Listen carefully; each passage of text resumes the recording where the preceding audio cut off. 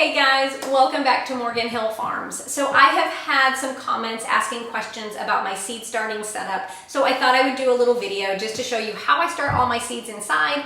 I do not buy anything from nurseries or home improvement stores. I start every plant that I put down in my garden in my dining room from seed, and I do it in a very low-tech way, so I think you guys will be pleasantly surprised to see that this is very doable. You don't need anything specialized. It's literally just comes down to shelving and a few lights, and there is one particular thing that you definitely want to make sure that you get when we're talking about lights, but we're going to get into that in just a minute. So let me bring you in a little closer and I'm going to talk to you about the shelving unit. So you can see here that I have two shelving units. They are 6 feet tall, 4 feet long, and 18 inches deep. Now, if you are going to buy a shelf for your seed starting setup, I definitely would recommend getting a 4-foot long one because that's going to be the length of most of your lights that you'll get. And the 18-inch depth makes it possible for you to get the maximum amount of plants on your shelves if you're using what's called a 10-20 tray, which is a very standard nursery tray, and they're available all over.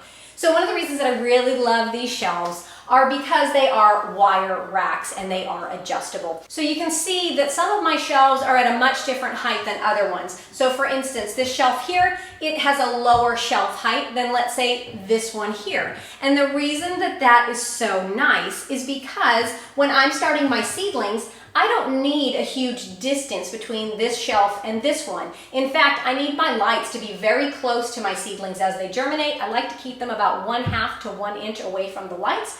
But when I start things like tomatoes, I'm starting those 8 to 10 weeks before my last frost date, and they grow very quickly. As they grow, I have to up pot them to give them more space for their roots to develop, and they also end up getting very, very tall. So you can see here I have a very large area. Now, with the height of the pot as well as the height of the plant, this is where I keep my full-grown tomato plants before I am ready to plant them out, about a week or two before they go out into the garden. I can simply lower or raise my lights depending on what I need, but I need this huge area for them. So that is what I really love, is that they are adjustable. Now let's talk about the fact that they're wire. It is really nice because I can adjust my lights so very simply. If I want to move this light in, I can do it. If I want to move it out, I can do that if I only have half of my tray germinating. Or as you can see here, I have a tray that has tomatoes on it. This side and this side have germinated, and these guys have not. So if I wanted to turn this tray this way, and I wanted to make sure that my light was at the outermost point here, I'm going to raise that up a little bit. So you can see that these guys over here are getting the light that they need, and they're close enough to the light, and these guys here are getting the light that they need, while the middle of the tray isn't getting much because it really doesn't need it because those seeds are not germinated yet. Okay, so you can get these shelves anywhere. Home Depot, Lowe's, Amazon, Costco, Walmart, all of those places have these shelves, so they are readily available and they'll be easy to find for you. Now let's talk about the lights. You are going to notice that I have different lights on each level of this thing, and that's just because I purchased them at different times. This one came from Lowe's. It was in stock. It was your simple fluorescent shop light, and I just went ahead and replaced the fluorescent tubes with LED. The next ones down here are from Amazon. They were about $9 a piece. I did have to buy them in a pack of 10, but they came out to about $90 for the total pack. The next one down are in stock at Walmart in the home improvement section. These are another shop light. And then the ones at the very bottom, this is another Amazon one. I think that this was the version prior to this one when things were still made a little bit better. They're getting very cheap these days, but they do still work, so don't be afraid of that. The only thing that you really want to look at with your shop lights when you're buying them is going to be the Kelvin rating. So the Kelvin rating refers to the temperature of light, and you want something between 5,000 to 7,000 Kelvin. That's what all of these lights are. I have used these lights to start all of my seedlings now for years, so they work, and they work very, very well. So as long as you have that Kelvin rating, you'll be fine. You don't need to get into the specialized red lights and all of that other light spectrum that grow lights like to talk about and everything, because all we want to do is we want to promote vegetative growth. We want our plants to have nice, strong roots. We want them to grow nice green leaves. The other parts of the light spectrum are more for fruiting and flowering, and we don't want that. In fact, we want to discourage that because that's going to make our seedlings very weak if they're starting to flower inside. So just that one light spectrum. Another thing, like I had mentioned before, you want your lights very close to your seedlings.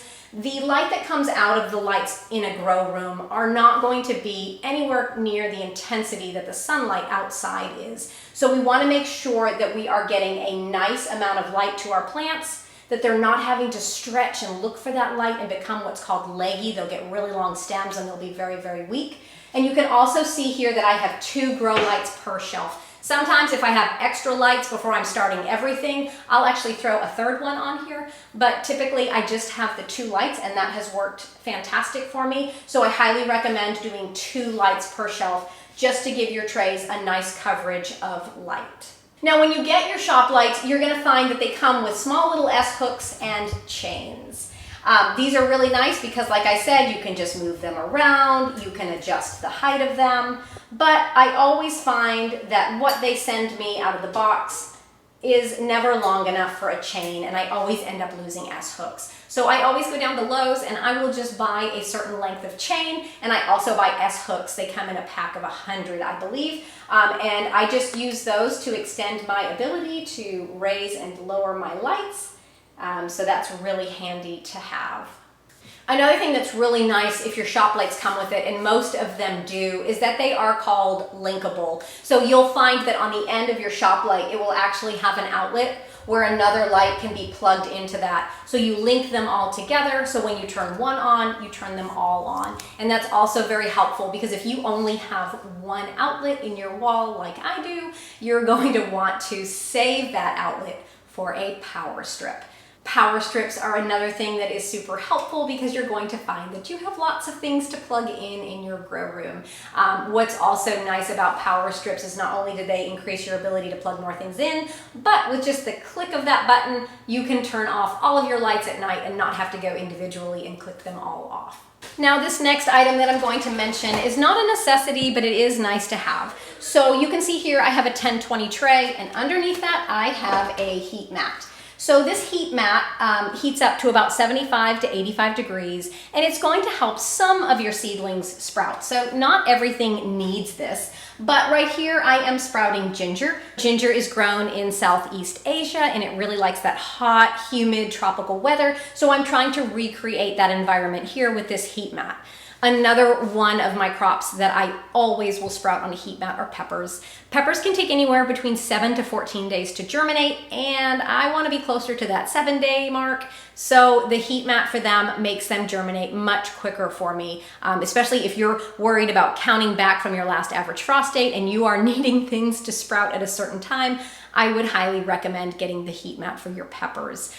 If you don't have the budget to do that though, it's not going to make or break you. They are just going to need a little bit longer to sprout. And honestly, if your seed starting setup is inside your house, you're probably keeping it 70 degrees, maybe a little cooler, and that's going to be just fine. They will sprout for you.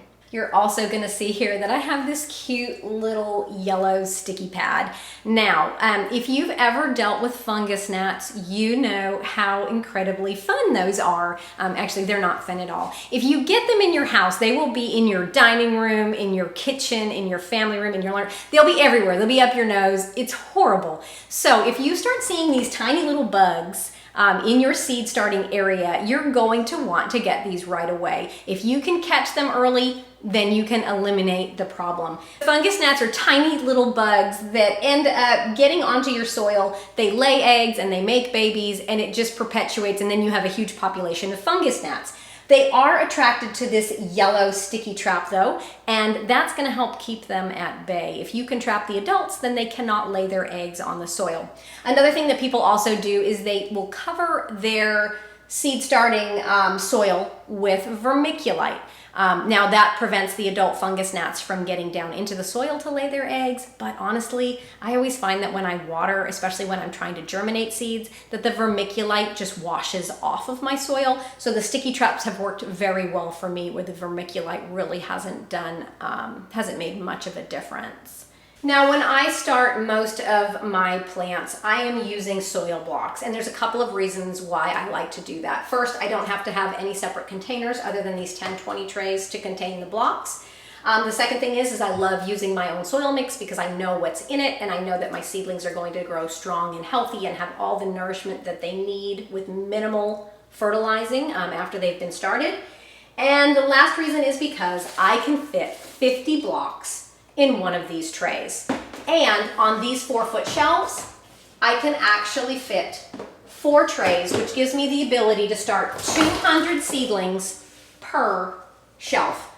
And one of these shelves will give me the ability to have 800 seedlings. And with my 2 shelves, it gives me the ability to start over 1,500 seedlings at a time. So that is a huge amount of seedlings for a small amount of space. If you can just find a small nook in your house, a dining room, a laundry room, an entryway, anywhere that you can just put up a shelving unit, you're gonna find that you're gonna have a lot of space to start whatever it is that you wanna start. Now, you don't have to use soil blocks. You can use solo cups or yogurt cups or anything that might fit into a 10-20 tray. This is gonna be really important when you're taking your seedlings outside to harden them off.